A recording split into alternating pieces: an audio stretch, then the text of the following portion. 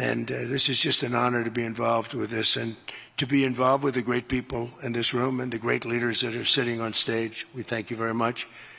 And we have many others that have signed up, and they all want to be members of the Board of Peace because it really will be important. This is not going to be a waste of time. We waste so much time on things that never happen. This will happen, and it's already happening. Thank you very much, everybody. It's a great honor to be with you. Thank you. The rules-based order has taken a hell of a shaking.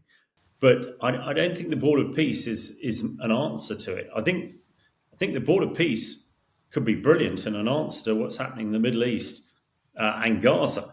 Now, who else is going to join? We're yet to see. The UK at the moment is holding back. But having said that, we've got a key British politician in Tony Blair, a key member of that board, which, whatever people think about Tony Blair, that does give the UK leverage and influence on the board. Now, whether the rest of the sort of European countries like France and Germany are going to join, we shall see. I mean, financially, I don't think it would be any great issues for them. But if you have Putin on this board, it completely devalues it.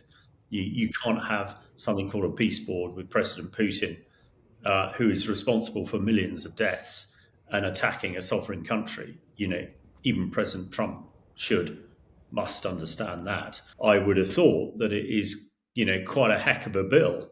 Even you would have thought for the Russians and the Belarusians whose economies have been destroyed by their commitment to fight in Ukraine, even that must be quite a bill. But, somebody like President Putin probably has that in his own personal back pocket anyway. But expecting smaller countries to put up that sort of money, particularly if it's of no direct relevance to them.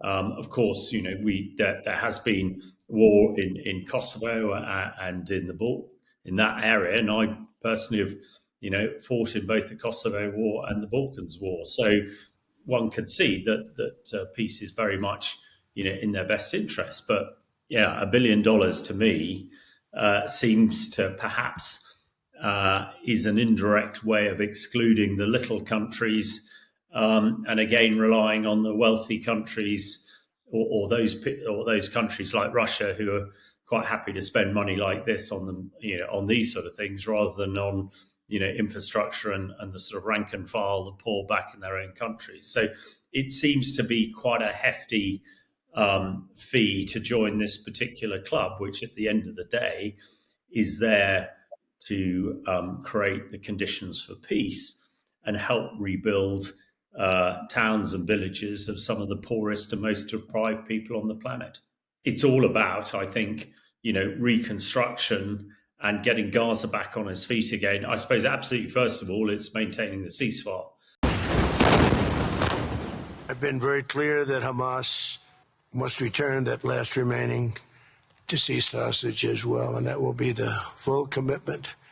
And then we get on to other things, and we're committed to ensuring Gaza is demilitarized, properly governed, and beautifully rebuilt.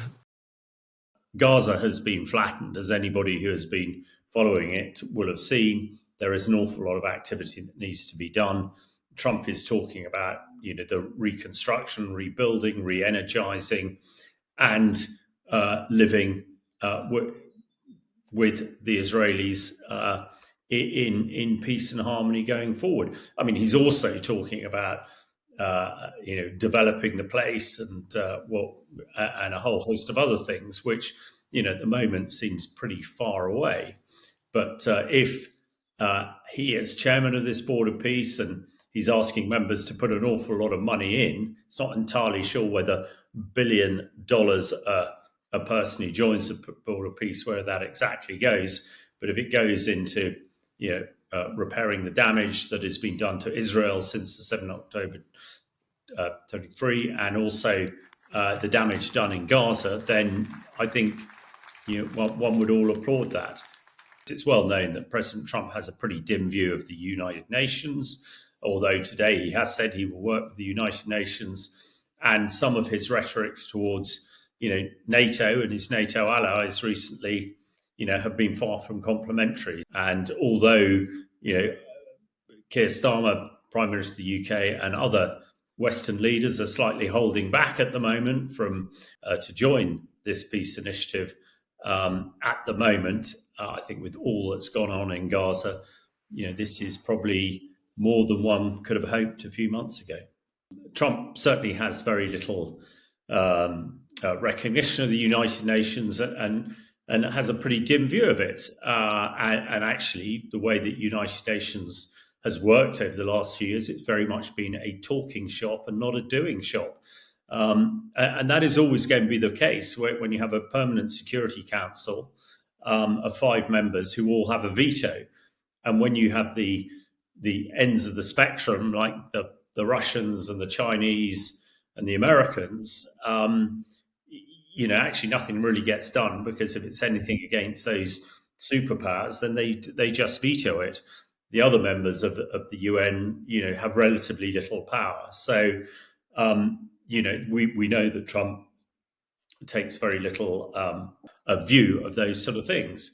So that is some of the argument. But as it's written at the moment, focusing on the Middle East, then one could see that it wouldn't increase. But as we hear today from Davos, Trump is suggesting that everybody joins this board of peace.